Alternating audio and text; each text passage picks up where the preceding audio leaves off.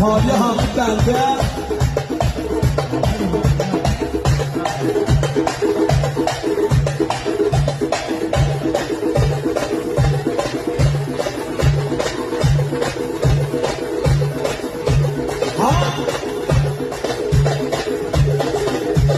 شهرهای قشنگتون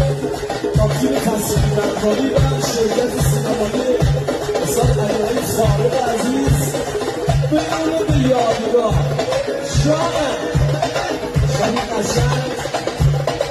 در باقلانه کسایی